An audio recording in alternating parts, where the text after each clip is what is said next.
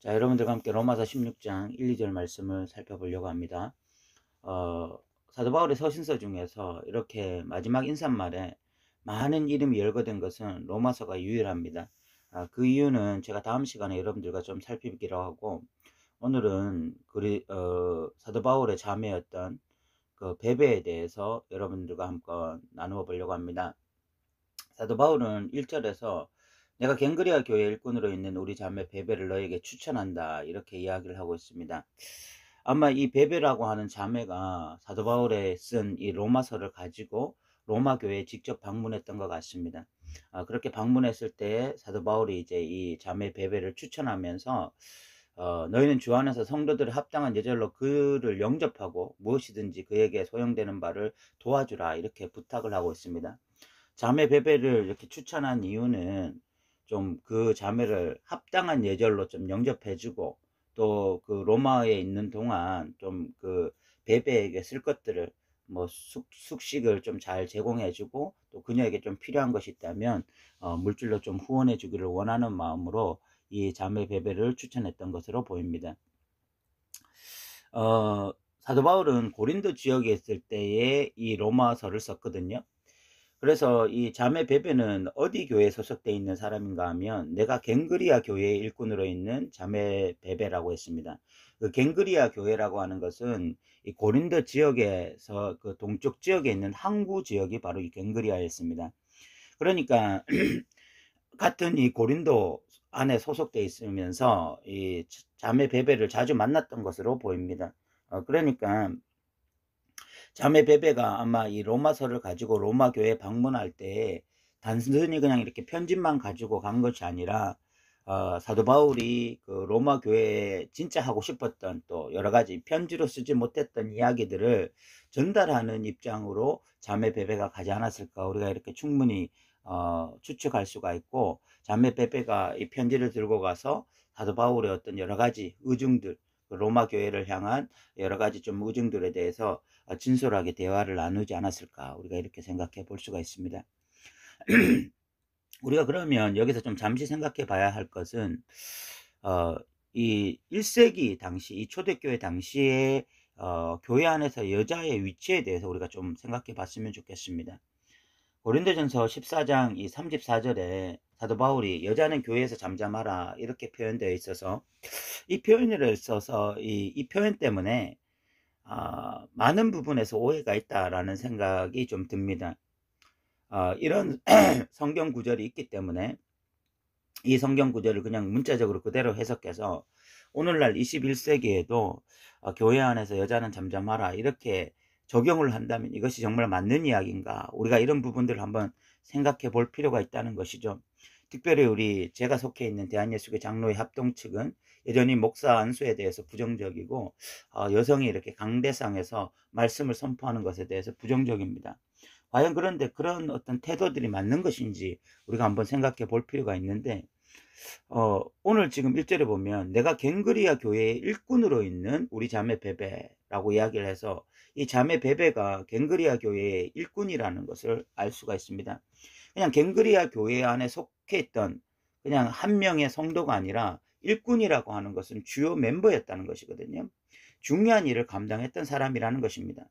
특이한 것이 고린도 교회와 이 갱그리아 교회가 얼마 이렇게 거리가 떨어져 있지 않아요. 그런데 고린도 교회를 향해서는 여자는 교회에서 잠잠하라 이야기를 했는데, 이 갱그리아 교회, 얼마 떨어져 있지 않은 갱그리아 교회에서는 자매 베베가 중요한 역할을 하고 있었다고 말을 하니까, 이 고린도 전서에서 말하는 이 고린도 교회 안에 여자는 잠잠하라 라고 하는 것이 특수한 상황 가운데서 나온 이야기가 아닌가, 고린도 교회라고 하는 특수한 상황에서 나온 것이 아닌가, 이런 생각을 우리가 충분히 해볼 수 있는 거죠.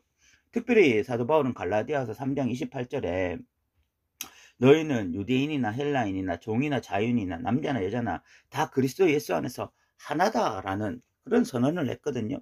이 선언은 사실 1세기 당시에 그 당시를 살았던 사람들에게는 굉장히 파격적인 이야기입니다. 유대인이나 헬라인이 같을 수가 없고, 또 종이나 자유인이 같을 수가 없어요. 노예와 주인이 어떻게 같을 수가 있겠습니까?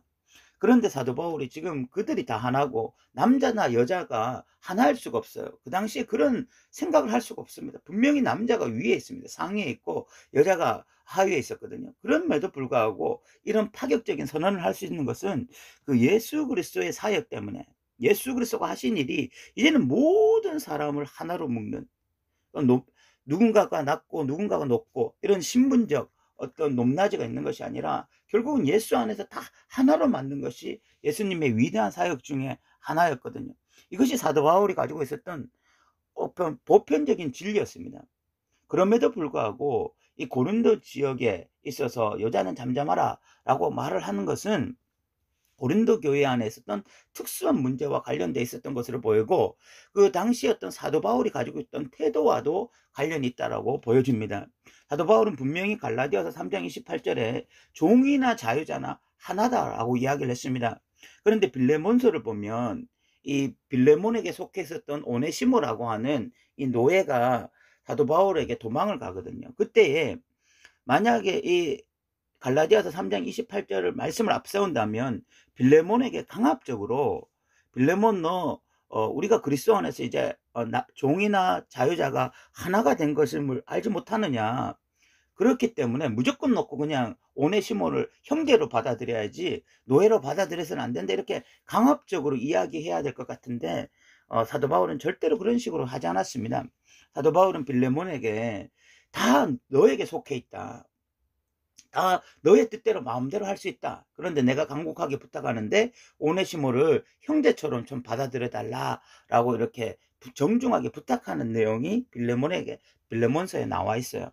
이런 것들을 통해서 보면 바울은 보편적인 진리를 분명히 앞세우지만 그럼에도 불구하고 그 시대의 문화나 사회적 통념에 대해서 그것을 파괴하는 형식이 아니라 그 안에서도 진리를 드러내는 형식으로 복음을 증거했다라는 것을 우리가 알 수 있는 것입니다.